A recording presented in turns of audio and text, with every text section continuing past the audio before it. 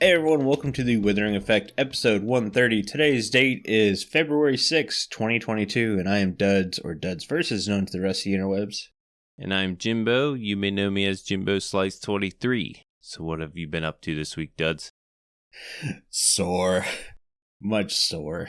Getting a couple accents, didn't you? Yeah.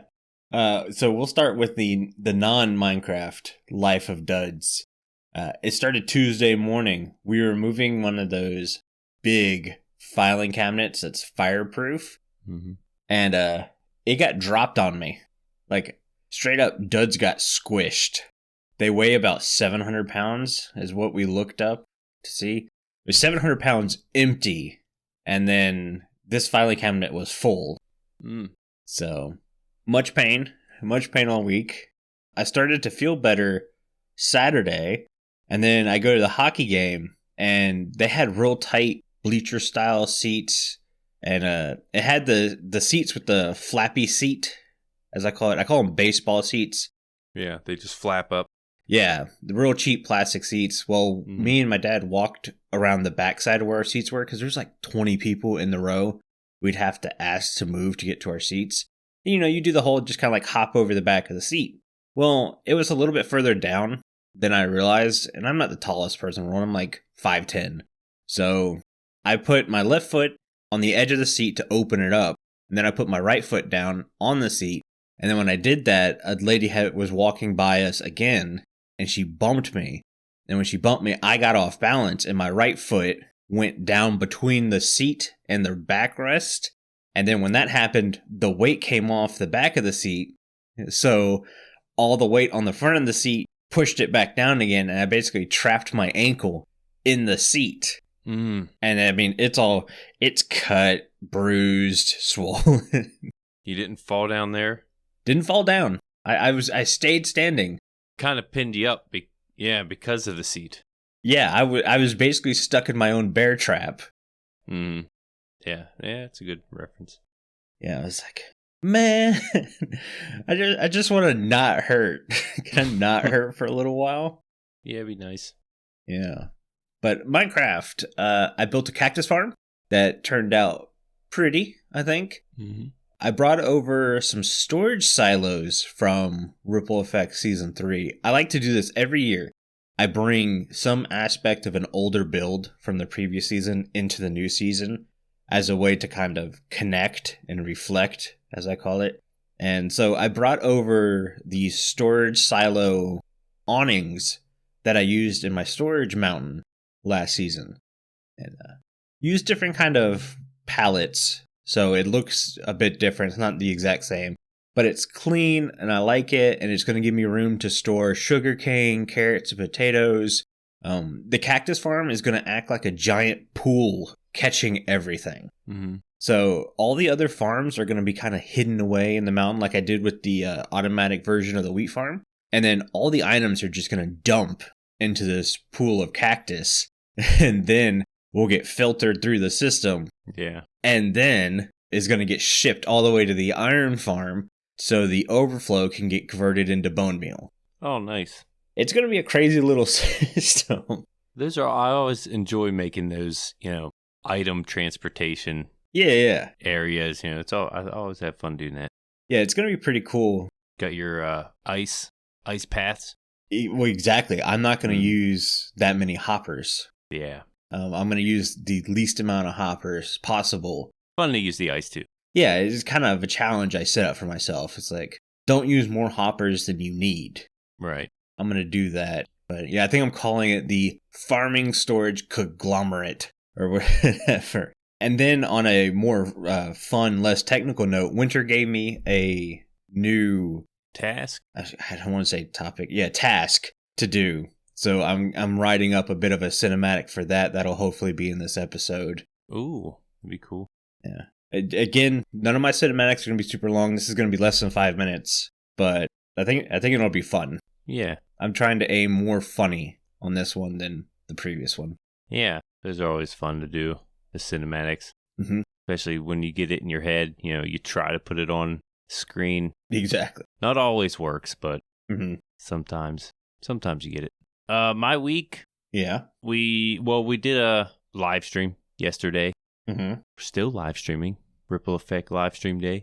Yep, that's going on right now as we're talking. Yes, but show. Got to do the show. Yep. You'll be streaming later. I will be streaming this afternoon. I built a moss farm in my live stream. Actually, 2 of them. Yeah. I didn't get the second one to work towards the end, but as soon as I got done streaming, I went back and found the issue, and it's a pretty simple fix. But now I have 2 working moss farms back to back. I can't remember the creator who made it. It's a weird name. I haven't even heard it pronounced yet, so I'll have to remember that. Maybe we can get a link in there, but yeah, I looked it up last night. It's definitely not the one me and Decoy have used. Yeah. It's very similar to the one we used, but it's not the same guy. Yeah, I wanted a moss farm that had like all the inner workings below it, just so you can see everything going on. Some of them have like a moss block that sits above the moss breaking area, and I didn't want that just because it looked like it distorted the view a little bit. Mm-hmm. So I found one that worked great that would fit in there, actually fit 2 in there where I needed it, and pretty happy with the way it went. Now I have to design, around this thing. I have a pretty big open area, and this is the first time I'm actually building walls up on this floor. So in order to do those walls, I got to figure out the walls on my upper floor, which is a pretty big room. It's a huge room, actually. So that's the next part. And designing walls is not very easy, and we'll talk about that later. Yep. But yeah, it's one of our main topics, actually. But I built these moss farms because I have a big wood farm, pretty much. I get all the 1x1 trees, all those trees. Yeah. And I need a lot of bone meal to use this farm, so I made these moss farms in the back, and I had to rewire everything. The way the tutorial had it is pretty simple, like the way they did it, but I had to change a bunch of stuff. I had to put the lever on my side to turn them on. I had to filter out all the items in the bone meal, and then I could hit a lever to where I stop that, and then I'm collecting the moss products. Mm-hmm. So that was a lot of fun to do. I've been having a lot of fun using the redstone, and it's my redstone, which makes you even more proud. Yeah, I always like when you feel like you've created something that functionally works without using any other tutorials. Right. It's nice to know some circuits. Yeah. But yeah, I've been using ice streams too. But I have a ton of hoppers. Just because they're so close together and I have so much redstone, I didn't want to use too much water in that little compact area. I pretty much have hoppers to move around the items, but once they get out of that area, they're in a water stream. Yeah. That's how I had to do it. But quick tip before we get to our tips about building, use composters over your hoppers. It reduces lag. Yes. If you have open hoppers. Yeah. It was furnaces for the longest time, and then they found composters are actually more functional and reducing the lag. Yeah, I made sure I did all that. But now I'm done. Like I said, I got a lot of designing to do, which is, it could be a little frustrating, but we'll elaborate a little bit more later. Yeah. But first, the news, because we actually have some news this week. We do. Not a lot of Java news. Java guy is moving slow, but we got a snapshot for Java. Snapshot 22W05A. They're mainly focusing on more bugs and stuff. Mm-hmm. But so they made a change to the Badlands in a way to make it fit more, I shouldn't say more, to fit better between the biomes surrounding it. Mm-hmm. And that was coming in, I think, the 118.2. And turns out it didn't. So they just kind of like reverted everything right back. Oh. So the chunk borders weren't having fun, from what the notes said. So yeah. Some of the bugs that they're fixing, though, a visual water bug, which I was having tons of fun with yesterday. Yeah, that was much needed for a while. Yeah. Yeah, it was just a visual thing. The water still did what it did. Mm-hmm. But yeah, visually, it wasn't very... Yeah. So if you had 2 strips of water running in the same direction on 2 different Y levels within a block of each other, the lower Y level would curve up and touch the upper Y level. And it shouldn't have done that. That's not the way. Water does not defy gravity in Minecraft, or it's not supposed to. Yeah, they seem to try to connect to each other, even if they're like in adjacent blocks. Mm-hmm. Not so much above each other or whatever. Yeah, even in the adjacent blocks. Anywhere close, man, they try to connect, and that's one bug that they fixed. So hopefully we'll get that soon. Will you have to change everything around again? No. Your cactus farm? Okay. No. Like I said, it's all visual. Mm-hmm. Right. And a lot of people were like, doesn't know how to make a cactus farm. It's like, no. The farm was functional before I started playing with it yesterday. I wanted the water to look good. That's what was the problem. Yeah, you got it pretty open. Yeah. To see all that. It's a rather large thing. Like, I think it's like 22 blocks long. So getting water to flow from one side to the other without using a massive amount of signs and stuff. A lot of people were like, use slabs. Like, we can't use slabs because the cactus will fall on the slab and not get washed away. So it's like, yeah, you had to think about it a little bit. And honestly, there was a much better way to do it than I did. The problem was I didn't want to move the water elevator that hooks up to the filters because that was in a really, really good spot. Mm-hmm. And I could have made it 10 times easier on myself if I just moved that elevator. Just couldn't do it. I couldn't physically. I was just like, I'm not doing this. I'm not moving the water source right next to all this redstone. Yeah, I don't know how many times messing with that moss farm I broke into the water. Yep. And there it comes. Let's go fix the redstone. Another bug that a lot of people are giving a little visual notice to is campfires and hoppers cause chunk saving issues.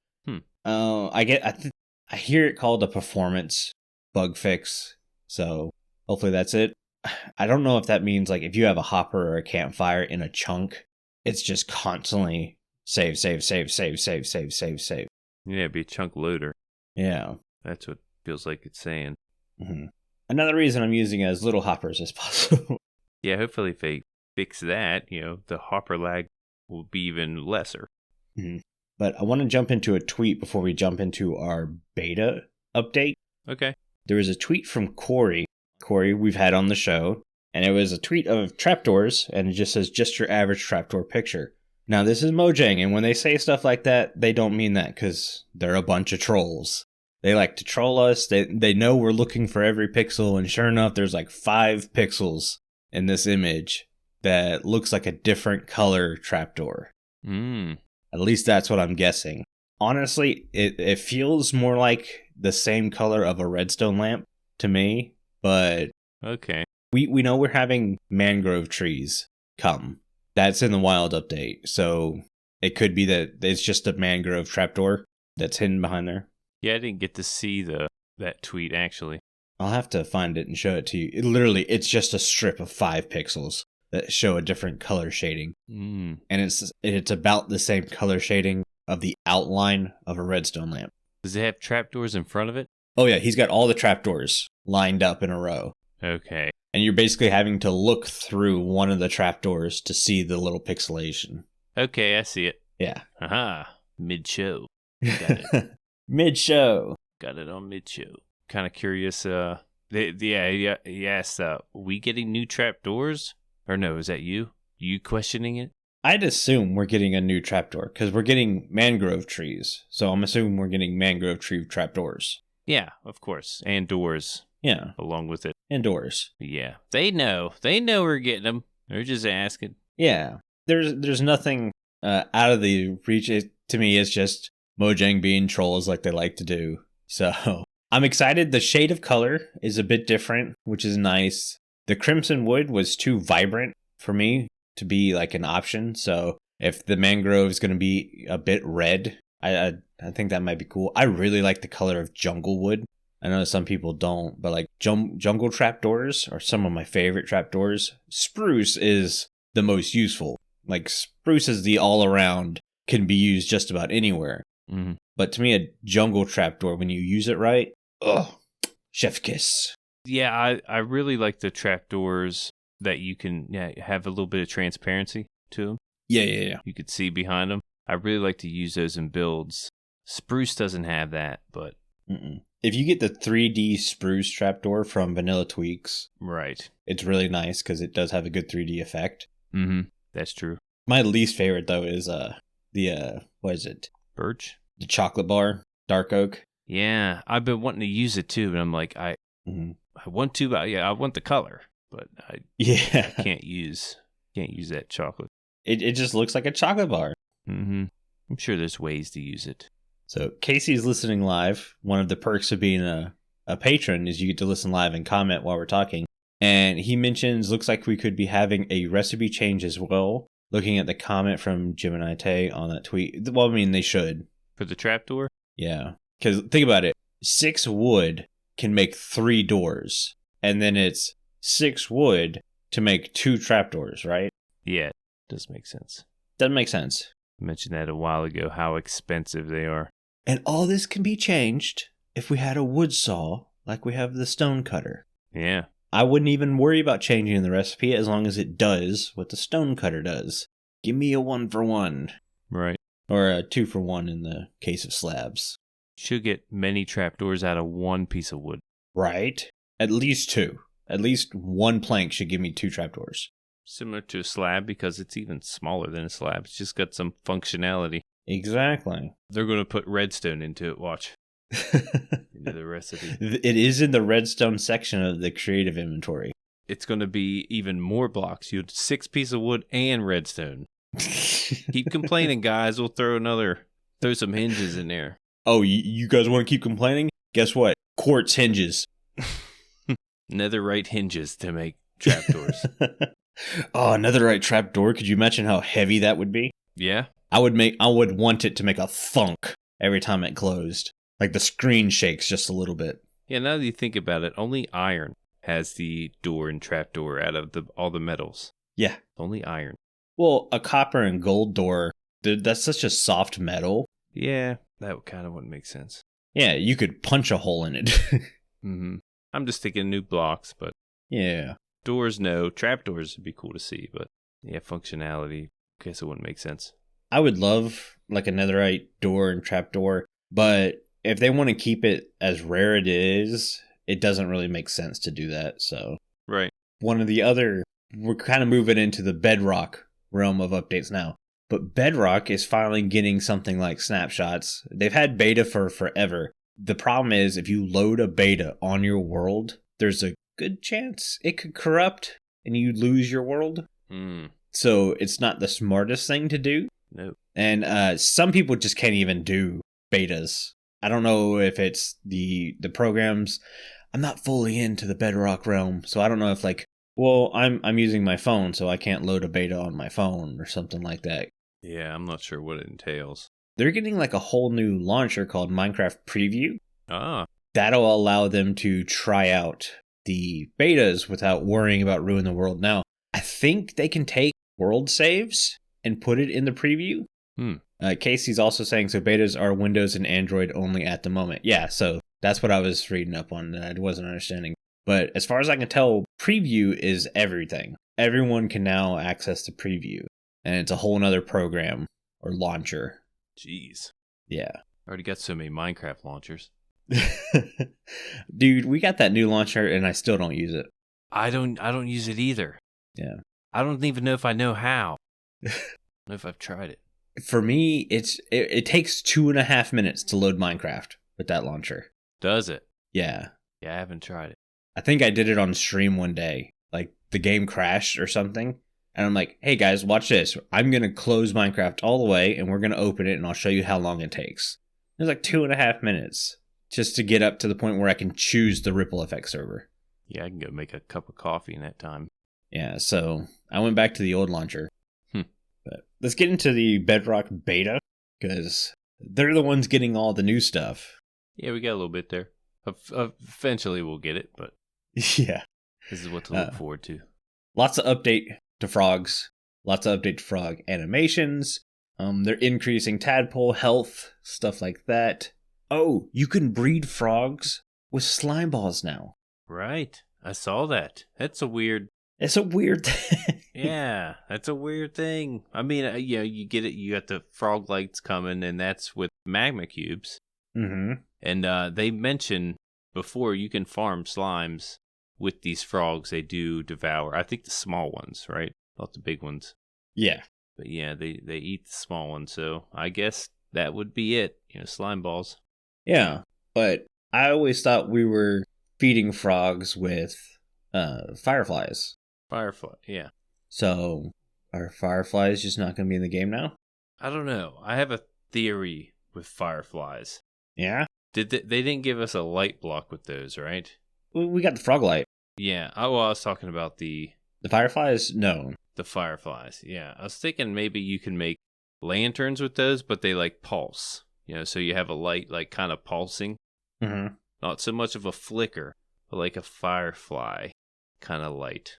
I got you. So it like, let's say it produces light level 6. Mm-hmm. It's like light level 6 for 2 seconds, and then light level 0 for 1 second, then light level 6 for 2 seconds. Maybe down to 1.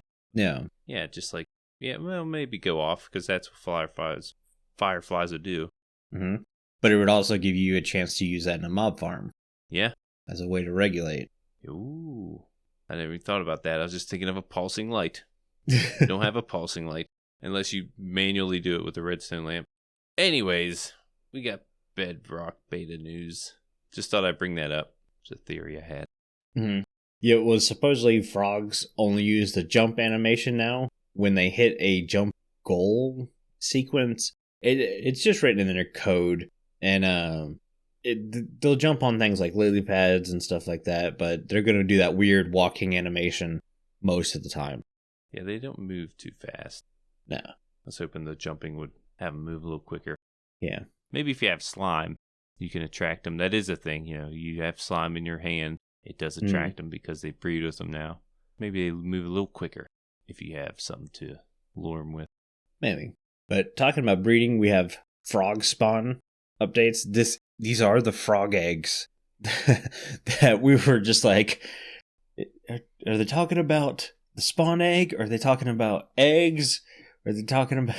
So frog spawn is the physical birth of frogs in the game. Tadpoles. Yeah. Tadpoles.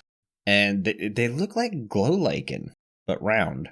Yeah, a little bit. They don't glow, but yeah. Right. So they can get... They're talking about how many different ways you can destroy these things now. Like, you can break it with a piston. You can break it with a water source. Well, if there's no water source under it. When you remove the water source. Yeah. Got to be on water. Mm-hmm. Kind of curious if, like, you can put it on a half slab that's waterlogged. Mm-hmm. Wonder if that's a thing. Yes. It is a thing? Frog spawn can now be placed on waterlogged blocks. Okay. It's right there in the notes. There it is. It's right there in the notes. I see it. Mm-hmm. Yeah, so that's pretty cool. If you don't want to use them in the water, you want them in some other kind of build. Yeah. If you could figure out a way to use it in another build, there you go. Yep. Frog spawn can now be destroyed by falling blocks. Ooh. There's a lot of ways to destroy this stuff now. Pretty fragile. Mm-hmm. Nothing about zombies walking on it or anything like that, though. Right, yeah, I was going to mention that. You figure, it sees the egg. Well, I mean, it's already so fragile. Maybe they're like, there's enough ways to break these. Yeah. These things are going to die naturally anyways.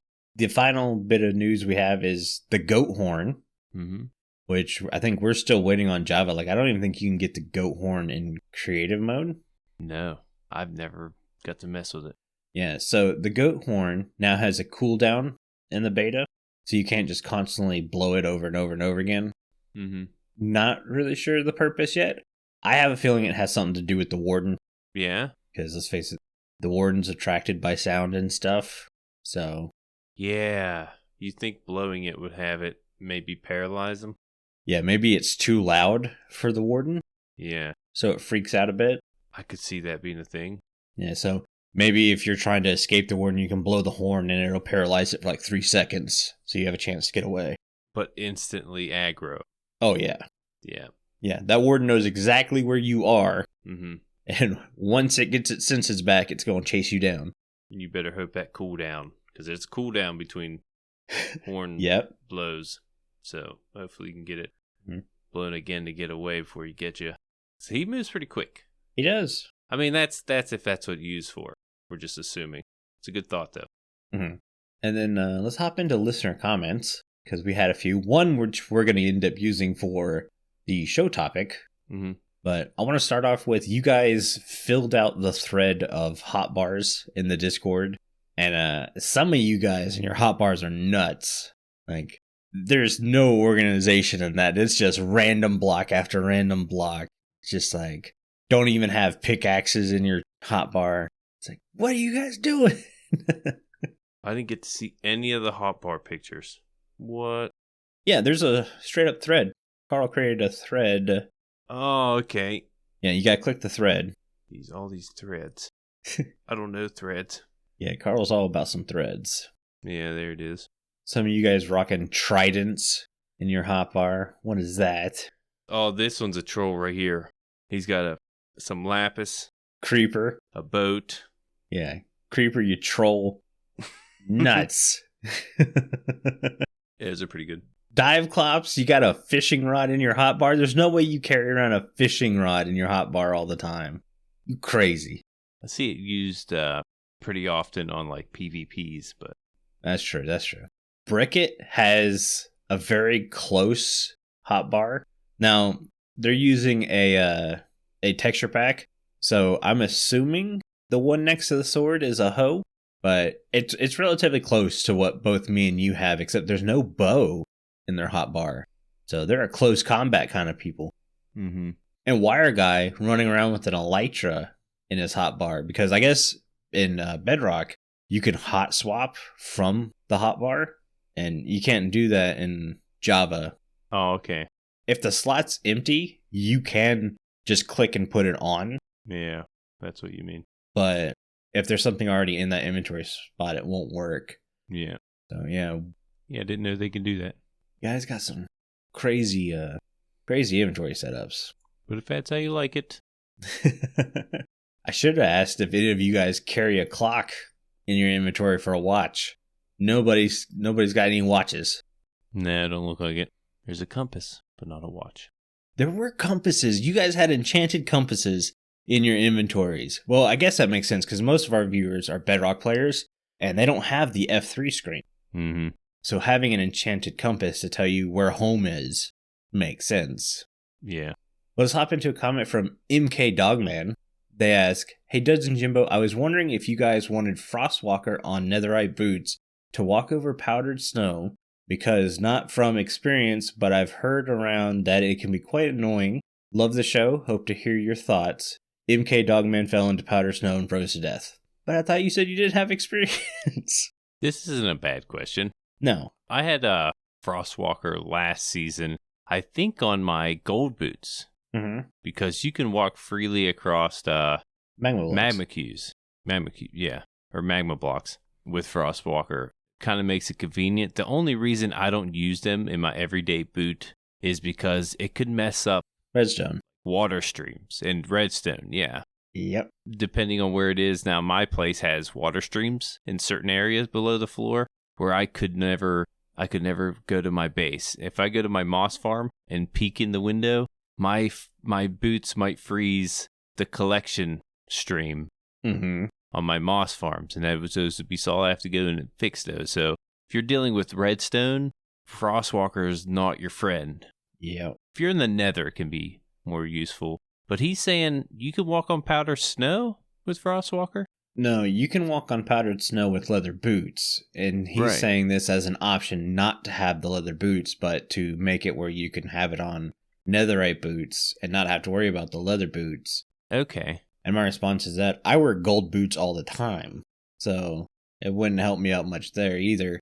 And I agree with Jimbo. Frostwalker is annoying when you have redstone. Mm-hmm. It just constantly breaks things. Yeah, I mean, I don't use it as of right now, and honestly, I don't know. I don't walk around those snowy areas as much anyway, so maybe I'll get a nice pair of leather boots. Yeah. Yeah, I probably... Not often do I use Frostwalker. Mm-mm. I'm considering putting them in my nether boots, but I really don't need them. You know, as long as you shift, it's not a... Yeah. On the magma blocks, it's not a big deal. Well, and if you're all decked out and fully enchanted netherite, going into the nether is not that big of a deal. You can basically murder anything that comes at you. Mm-hmm. But for me, I wear the golden boots just because I can't be bothered to PvP something while I'm trying to work. It's just like, leave me alone. I feel like netherite boots, you should get the freedom to walk across magma blocks because it's netherite, it's they can't burn. Fire, right. I feel like if you have those, regardless of Frostwalker, you should be able to do that. But yeah, you need Frostwalker for that. Hey, I've already talked about the Mojang sometimes doesn't make much sense, such as with the bubble vaders. Why does the soul sand, the block you sink into, push water up, but the magma block where heat rises pulls you down? That's a good point. It's got to be a damage thing, but yeah, you take damage on the magma block when it's pooled. Yeah, makes more danger, I guess. But it would make sense if a magma block is underwater that it can't hurt you because it's being cooled down from the water. Yeah, they should probably switch those. Just a little thing. Well, I can't switch them now. It would break so many things. Oh yeah. At least they made it where you can place kelp on soul sand now. You remember when we used to be able to not do that? You probably don't remember that. What is it? You used to not be able to place kelp on soul sand. So when you were making a bubble vader, you had to place like a random block down. Yep, I remember that. Do your kelp, then break it and then place the soul sand. And well, now you can just go ahead and just put it right on the soul sand. You don't have to worry about that. Mm-hmm. Yeah, I did a couple of those last night. It was annoying, but yep, that was the rules. I'll let you read the next question we have.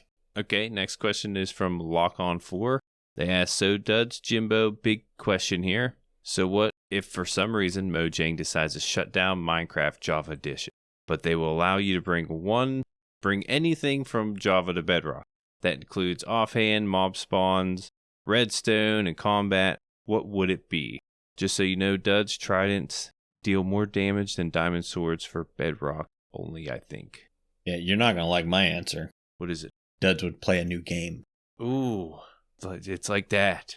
The only way I would go to Bedrock is if it was one complete parity.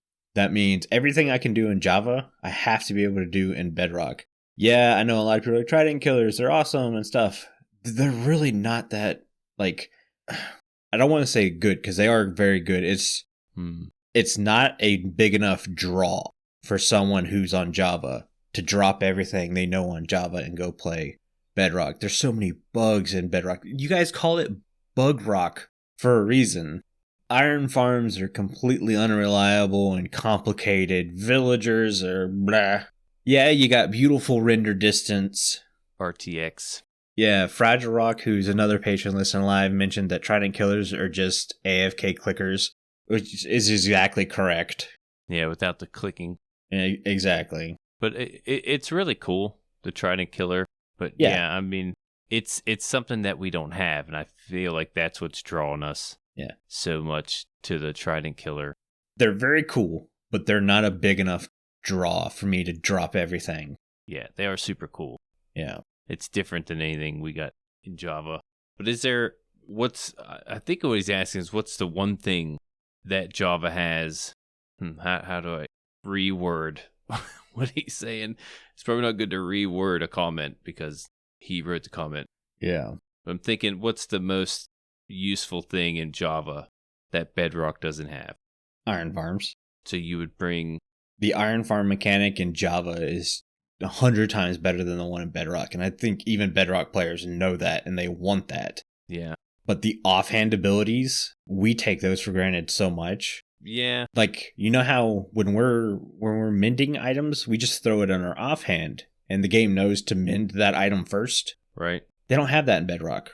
I use torches in my offhand more than anything. If I am mending things, I will do that occasionally. Well, especially mending things. But yeah, torches are the only thing I really have. Can you do that in Bedrock? Hold torches in your offhand? Nope. I think that's one thing. No? Nope. They don't have any offhand? Besides like the totem? I think they can carry a shield. Shield and totem? Only a few things, huh? Yeah.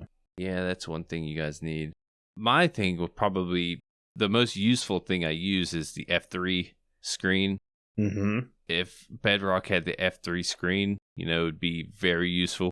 Yep. I know some people find it cheaty, but Java came out way before all this Bedrock stuff. So this is just how you play the game in my eye. Exactly. This is how you play the game. Bedrock is just another way to play the real game, which is Java. Well, and that's why I would love in-game, like to get me to stop using the F3 screen, give me a physical journal that will constantly update with my coordinates, with a compass, with a map, and stuff like that. That I would use it. I would physically have a spot in my inventory. I would waste an inventory spot for this journal that would just have F3 screen information to keep from using the F3 screen.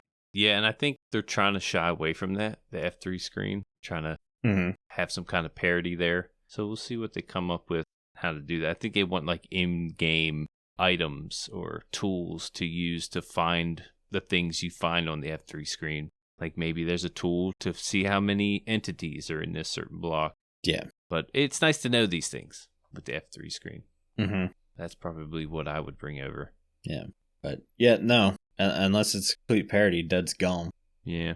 But I don't think they're ever going to shut down the Java version. Me neither. To me, the Java version is, I don't want to say their moneymaker because, let's face it, the Bedrock version outsells. They have a marketplace.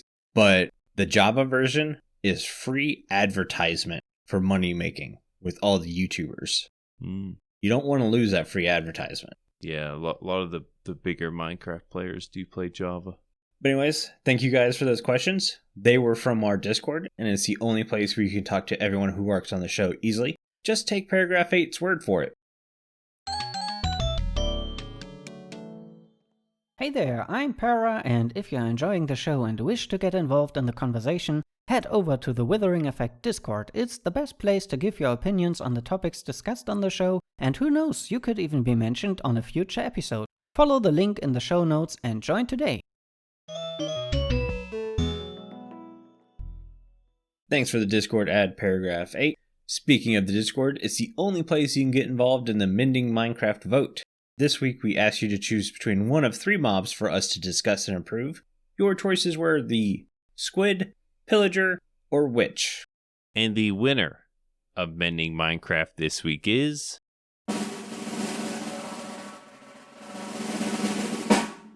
the Witch, with 30 votes. Squid had 16 votes, and Pillager was 7. So yeah, pretty good win for the Witch. A few things I have here on the Witch. A Witch is an uncommon hostile mob that uses harmful splash potions as ranged weapons and beneficial positive potions on itself. They spawn in the darkness, in swamp huts, during raids, and when lightning strikes villagers. Villagers do transform into witches when hit with lightning. Witches drop a variety of items, including glass bottles, glowstone, gunpowder, redstone, spider eyes, sugar, and sticks. Also a chance of healing, fire resistance, swiftness, and water breathing potions. Not sure if I ever got a swiftness potion from them. Maybe. I think I have. Long time ago. Yeah, I didn't have a witch farm too long ago either. Oh, I think it's with looting you can get these. If it's just the witch drops, you're not going to get any potions. So yeah. Witches throw slowness, weakness, harming, and poison splash potions. That's for their offense. Witches can also take healing, water breathing, fire resistance, and swiftness potions. So yeah, they can speed themselves up if they wanted. Yeah. Didn't realize that. So fixing witches. This is another one, guys, that I don't feel needs a lot of work. I think they're one of the more interesting mobs in the game. A lot of people were talking about, well, witches shouldn't attack villagers in the day and stuff like that. Witches don't attack villagers. Like, they're all neutral. Right. Because technically a witch is considered a villager, if that makes sense. It's not, but similar. It is, but it's not. They can't open doors like villagers. Yeah. And the fact that they transform into witches pretty much means they were villagers. Right. But yeah, witches don't see villagers as a threat. They don't throw bottles or anything at them. But trying to improve the witch, I thought there's a lot of this new scared mechanic that we're seeing pop up, especially with the nether mobs is when we really saw that, how some don't like warped fungus.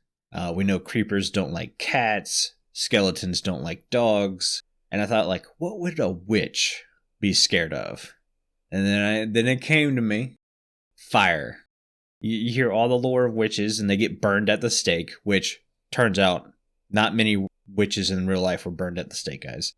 But that you hear witches being burned at the stake all the time in movies and books and stuff. So what if witches were scared of fire? And I don't mean like a torch or a lantern or a candle, but like straight up fire. Like you flint and steeled the ground. Right. And that would prevent a witch from chasing you through there. Yeah. There's also, well, I think it was Wizard of Oz, where the witch died because it had water on him. Yeah, she melted from the water. Yeah, from the water. So water could be another. FragileRock just threw that in the live chat.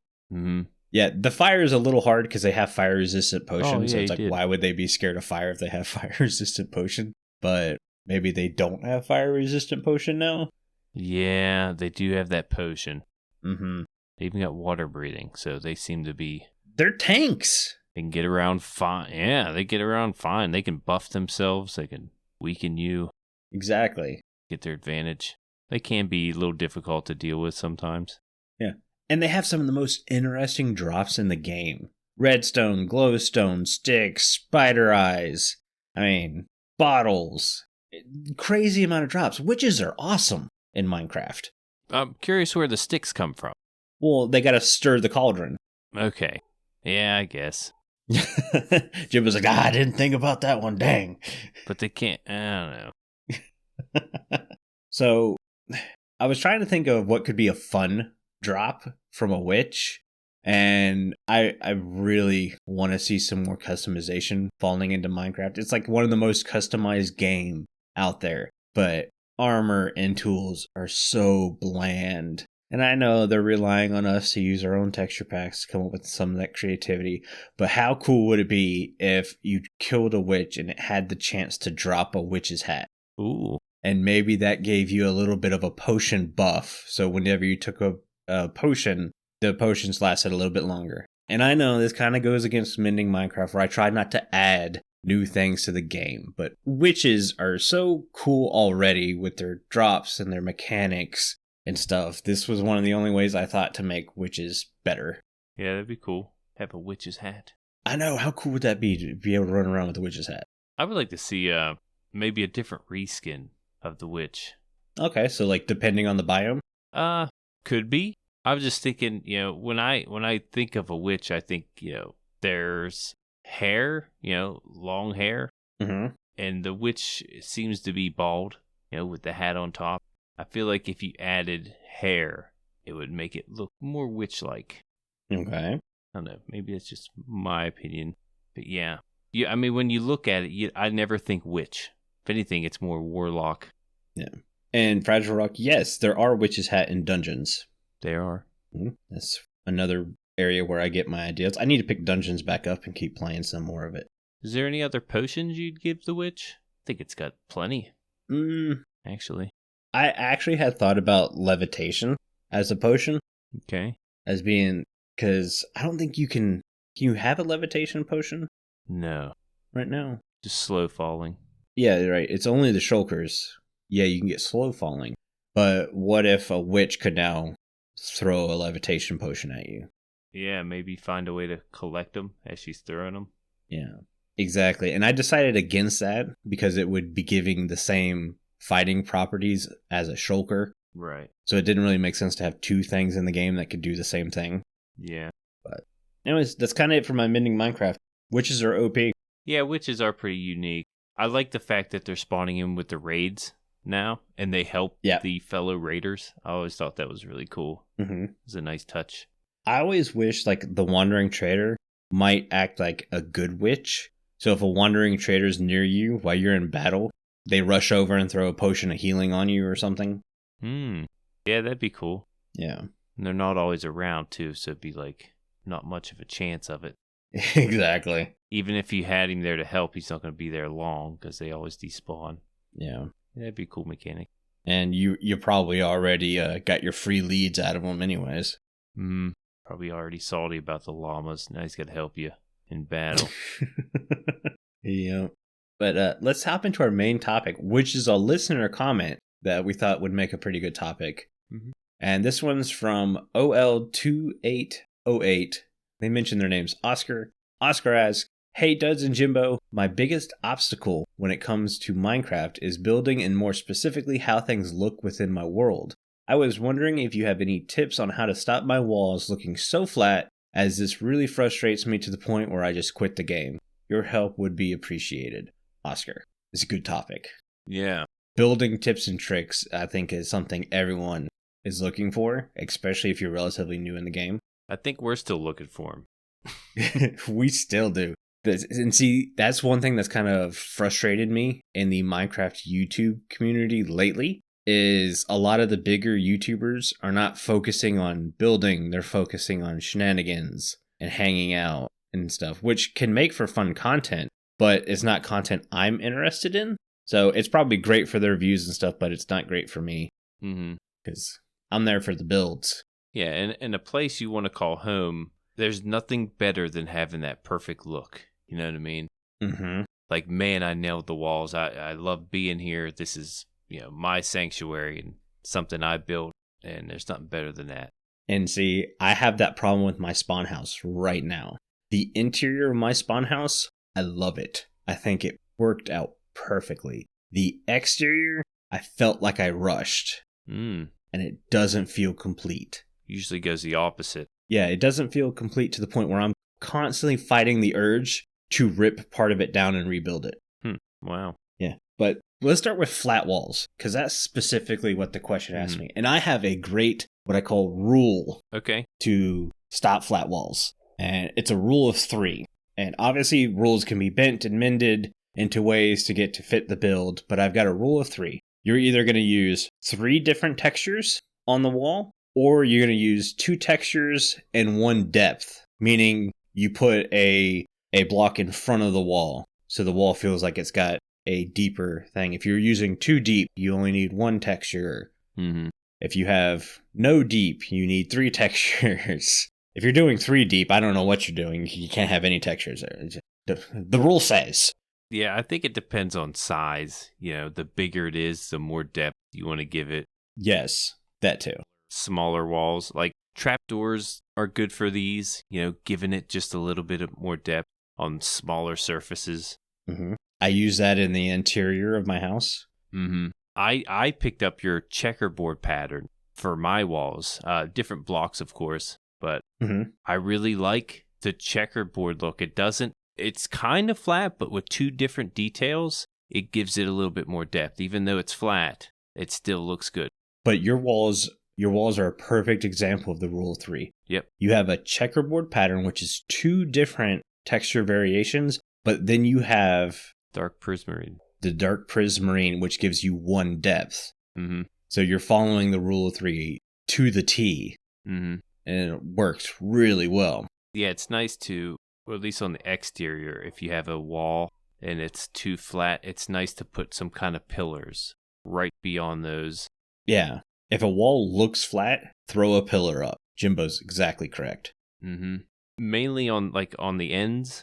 The pillars go real well on the ends. It's not a bad idea to throw them up in between though also. Yeah. Block palettes are another thing you should work with. Block textures that have depth. Brick is one, stone brick, deep slate brick. Tiles. Those 3 brick styles all have depth built into them. Always mix them up with a cracked variant. If you're using the red brick, granite is a great one to mix in there because you don't have cracked red brick. Right. Yeah, and that goes with any block, really. Yeah. Throw some different variations in there. If you have too much brick, throw some cracked in there. Throw some regular stone. I think stone, just regular smooth stone and brick, look great together. Regular stone, andesite, the non-polished kind, works really well. Yeah. We've been using, for our paths, gravel and andesite. Those 2 together. Gravel and andesite for paths are really nice. Yeah. And it's just 2 different variations, Yeah. But it's nice to, when you do make these variation blocks, to make it, sometimes people get too random when they place these. You want it to kind of make sense. You know what I mean? Maybe there's a crack somewhere, so you want your cracked variations in a certain area kind of together. Yeah. But yeah, try to think about where it goes a little. Yeah, if you want to use a bit of the mossy stone brick or mossy cobble, the thing about that, moss is going to tend to be more towards the ground level of the build. You won't have mossy versions always on a roof. Mm-hmm. Now, if you're putting a lot of leaves on your roof, then a mossy cobblestone or a mossy brick would make sense there. But if you have a clean, pristine roof, it doesn't make sense for a mossy block to be there. Right. And you had an interesting take on leaves that I actually used on my build.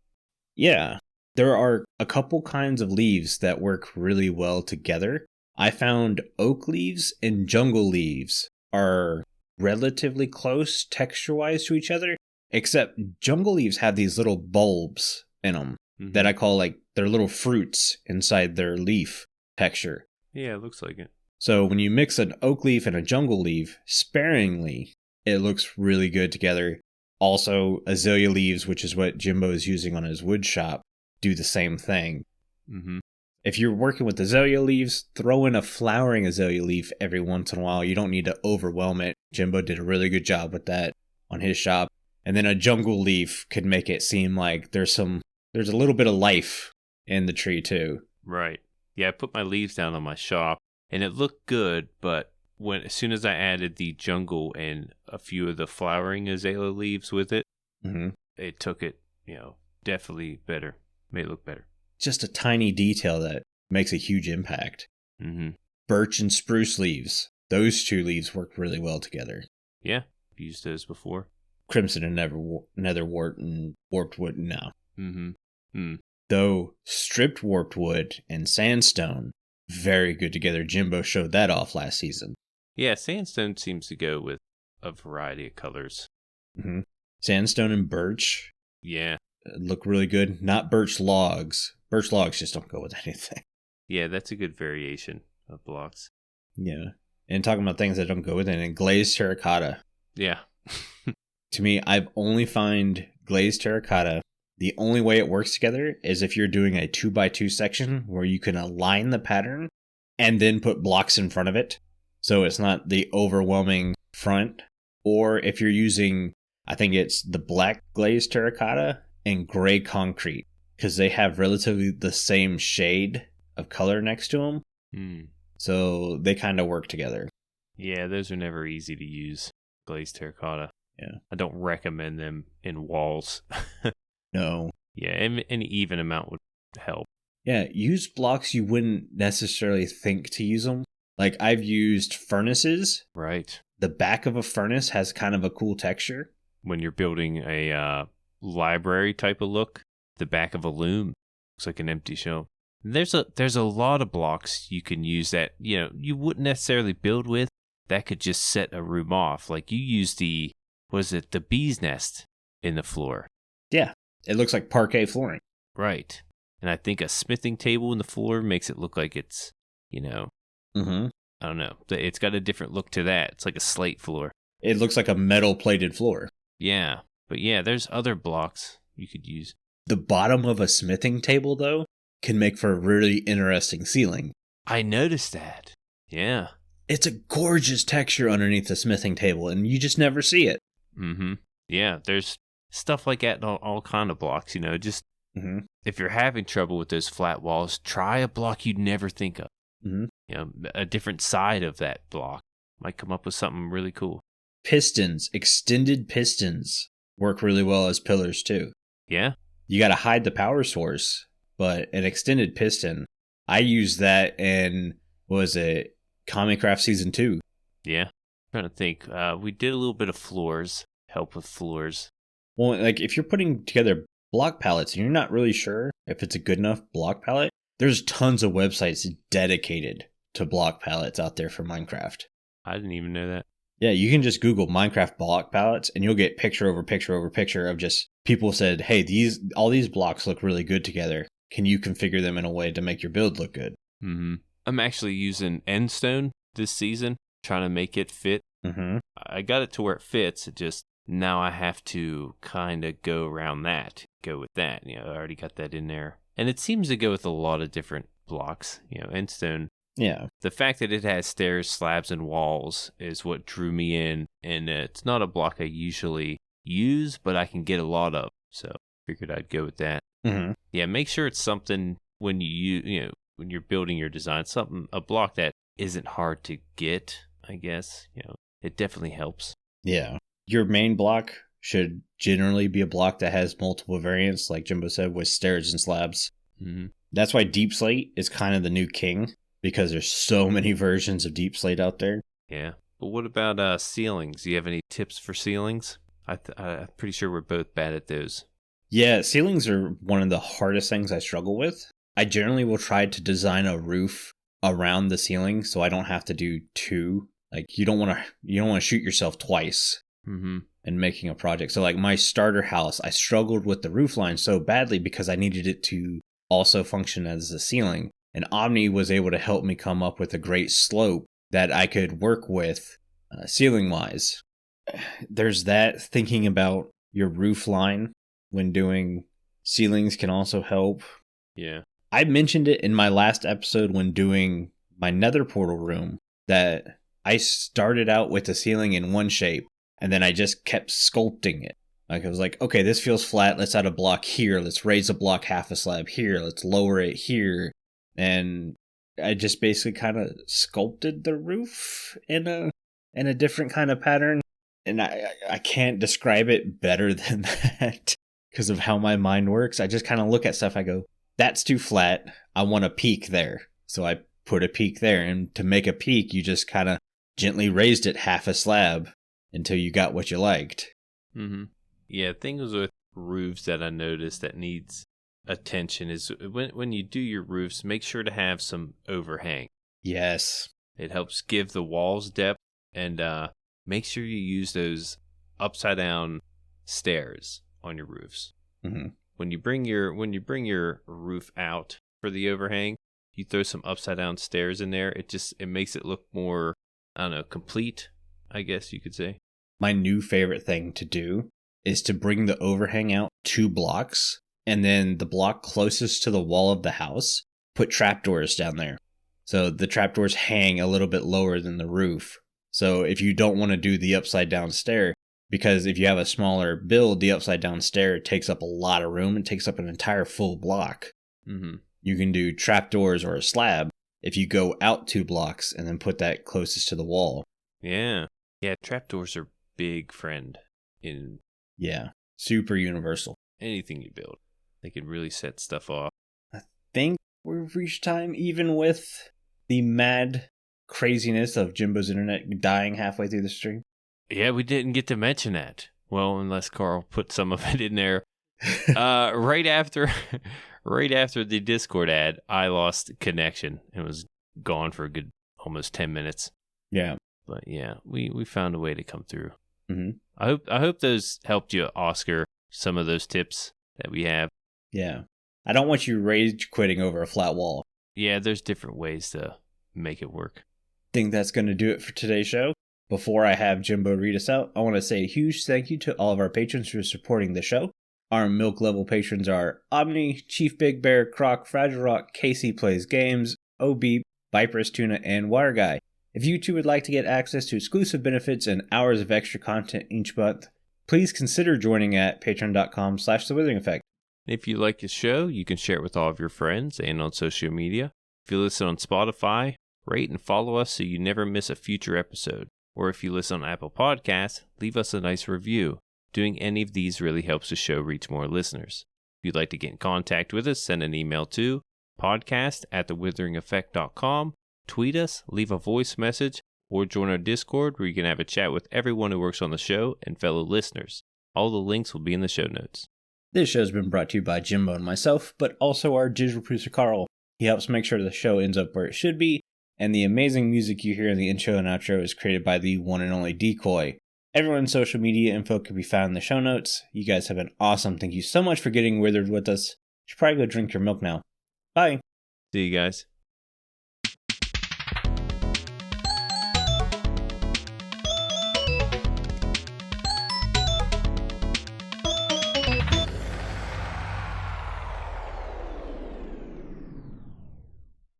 And the winner. Can you hear me? Can't hear me. Hello? Oh, my internet. What happened to my internet? Connection. Oh, my connection problems. You gotta be kidding me. Keep rolling, duds. I'll be back. Dude, come on, Comcast. How you gonna do me like that? Why don't I have internet right now? Bill's paid. I paid my bill.